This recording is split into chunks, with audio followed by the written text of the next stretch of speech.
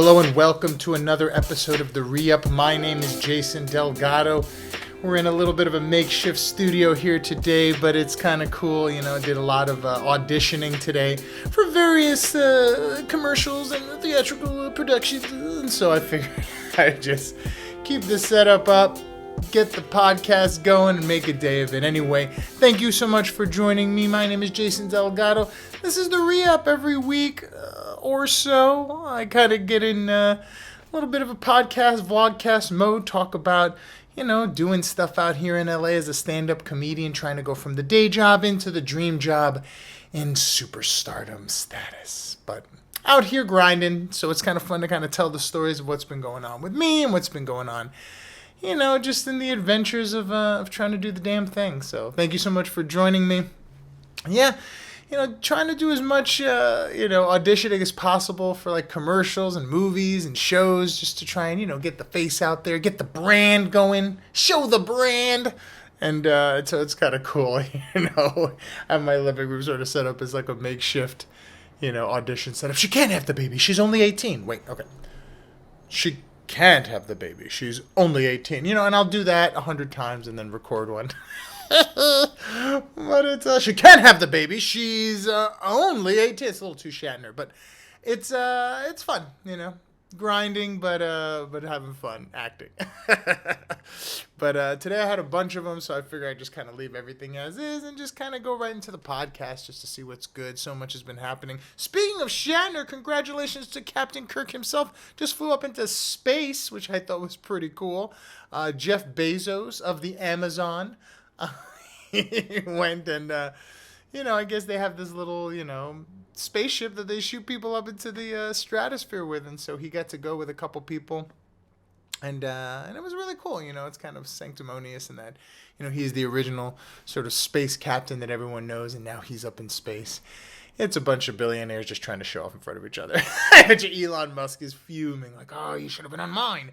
But this is what billionaires do. They, mess with each other using space rockets. But one of the things I thought was really funny was after he landed, Jeff Bezos came and like greeted, Shatner and some of the other people who were on the spaceship. And as they were getting out, Shatner is just overwhelmed with emotion. You know what I mean? He's just like, I can't, no one can understand how powerful and moving the imagery was. And Jeff Bezos is just spraying women with champagne. Expected to happen is you're shooting up. Oh my God! Give me a champagne bottle. Come here. I want one. I want to hear this. Here. You want a little of this? Hey. He's like, yeah, Cap, been there, done that. How about just spray these chicks with this champagne? But I think William Shatner was just so roped into this, like, the vision and the stars and the impact that it has on the mind. And he's like, so, different strokes for different folks, but kind of crazy. Jeff Bezos, you go, boy. And all you rich boys doing the damn thing. Happy for you. But yeah, other than that, it's been kind of a low-key week. Been doing a lot of, stand-up as always, various shows and stuff. I got to see the Chappelle special, which I enjoyed. I thought it was very funny. One of the things I've been seeing is that, these trans employees from Netflix are going to be walking out because they were offended by some of the trans jokes. And I don't know. I thought he was very respectful. I really did. I thought he kind of addressed certain, what he felt were injustices that they sort of, proclaim that, what's good for one group of people isn't good for another group of people, and I think that Chappelle sort of addressed it in a cool way, you know what I mean? Just saying, like, you got to have thicker skin to kind of, if you're going to go to a comedy club and sort of participate in that, you got to have a bit of a thicker skin so that you can, sort of, everybody's out here having their own problems and we all got to kind of deal with it our own way. And again, everybody, anytime, when you're making fun of people, everything's funny until it's making fun of you. And I think that that's totally true. And so I think that certain people could take these jokes wrong, but I really thought he did it in a very respectful way. Like he tied it to a friend of his who was a trans person and sort of made the jokes under these sort of auspices. But I really didn't think he said anything that was like offensive or off-putting. But then again, I'm not a trans person. I know trans people, and I mean, I felt like their sense of humor would maybe be allocated to that because they don't seem, terribly offendable considering what they're going through. And you know what I mean? Like trying to find their identity and then finally finding it and then using the bravery and the courage to sort of express who they are in the world. For the most part, my experience is my trans friends could take jokes. So I don't know if maybe it hit a particular thing and a particular button or whatever, but I just felt that I thought that the special was funny. I thought it flowed very nicely, just from a sheer comic, non-politico standpoint. One of the things I thought was great was the telling of stories. He just kind of told stories. And Chappelle kind of has this appeal now where he's kind of the rock star comic. And so he doesn't do a lot of interviews and he doesn't do a lot of press. And so I think to kind of get this sort of inside baseball moment with Chappelle, like, I'll tell you how I really felt. And then he goes into a story. It was funny, it was entertaining, but it also made the special go by really fast. Like when he was like, yeah, I'll leave you with this. And I was like, leave us with that? How long has it been? And it was an hour, it was like 57 minutes at that point. And I was like, that's the hardest part. The hardest part about doing stand-up is that it doesn't feel long. You know what I mean? I've seen 10 minutes feel like 2 hours. And so I've also seen an hour go by so fast I didn't even know what was happening. So it just sort of depend on, sort of how you flow it and how you measure the bits and how you sort of pace out the special. But I thought he did a great job because it was just a lot of like, he'd say, let me tell you a story about this thing. And then he'd go into the story. So essentially you're just listening for jokes, but you're waiting to kind of hear how the story ends. And I thought that's a great way to kind of sort of orchestrate a comedy special, and that you have jokes, but you also have these sort of, moments where people are introspective and listening for sort of a punchline or sort of a conclusion to a story, as opposed to like joke, pop, pop, joke, pop, pop, joke, pop, pop. Because I think you do that so often that after 30 minutes, people are like, and I think to space it out, Sebastian does a good job with that. Well, he'll, my father used to do this, and then he'll tell a story about that. So you not only want to hear the jokes, but you want to kind of hear how it ends. And I thought that was very good. I really enjoyed that part of the Chappelle special, the pacing. It was funny in my opinion, but I was probably most impressed with how fast it went. I was like, that's pretty good. That was an hour. That's pretty good. And so, I enjoyed it. I don't know if people are offended by it. I'm sure that they are, but in my opinion, from my experience, I do not think it had ill intent in any way.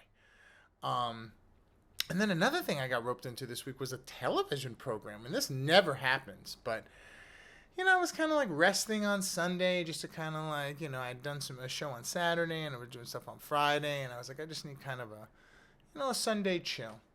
And so I started getting into this show called You, and YOU, and I think it's amazing. It's like kind of like a creepy. This guy's the guy from Gossip Girl, so it's a little bit like a creepy Gossip Girl, but not really. I mean, it's more. It's like, I guess the best way to describe it would be like millennial Psycho.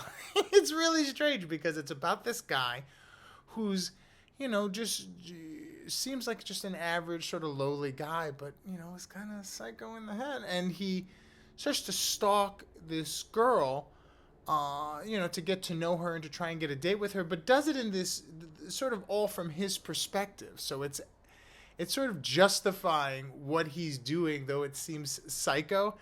And the guy from Gossip Girl, whose name I forget, is extremely charming. The show is very well written and funny.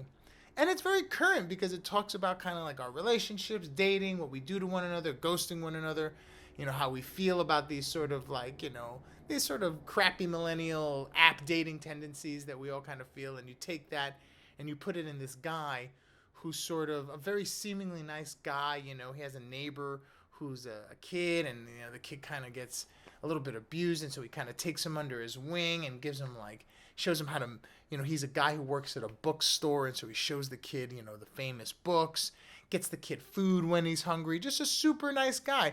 And then he's stalking this girl, and he's like, oh man, you can't be with that kind of guy. I gotta, do something about that. And kind of perspective-wise, it's from this very endearing place, like, oh, this guy's trying to help this girl, but then he's psycho. I don't want to ruin it or anything, but I thought it was very intriguing, very well written, lots of fun. You on Netflix. think they're on season 3. I'm 4 episodes into season 1, and I thought it was riveting and very, very fun. And I'm not normally into shows like that, you know, where it's like the killers, blah, blah, blah. It's kind of like Dexter a little bit. You know, just normally shows like that, I feel like, he's a murderer. Will he get away with it? Burger. But he's so charming. Burger. And I think that kind of like Ted Bundy fantasy stuff just doesn't do it for me. But I just love how they sort of take this guy who's sort of a book guy, works in a bookstore, kind of gets his information in this old-fashioned, classy way. You know, the way he sort of goes about his life is about, you know, I want to be, you know, upstanding to people. I want people to feel, you know, good. I want to be in that classic, genuine, you know, upstanding role. And he's crazy. And so it's so cool to see how, like, those two sort of correlate with one another. And I don't want to ruin it, but you should see it. You, on Netflix, highly recommend it. Like I said, I'm on season 1. It might tank, but they're on season 3 now, so I'm assuming they're doing pretty good. So yeah, that was kind of the things I did this week. I did a little stand-up, I did a little Chappelle watching, and I did a little Netflix television program watching. And yeah, I hope you had a good week as well. I'm sure there'll be more fun and exciting stories next week. I'm going to San Diego to do a show on this weekend. And yeah, then I got the Halloween coming up. Got to get a costume party. But we'll see how that goes. Anyway, thank you so much for joining me. My name is Jason Delgado. This has been the ReUp, and we will see you on the next one.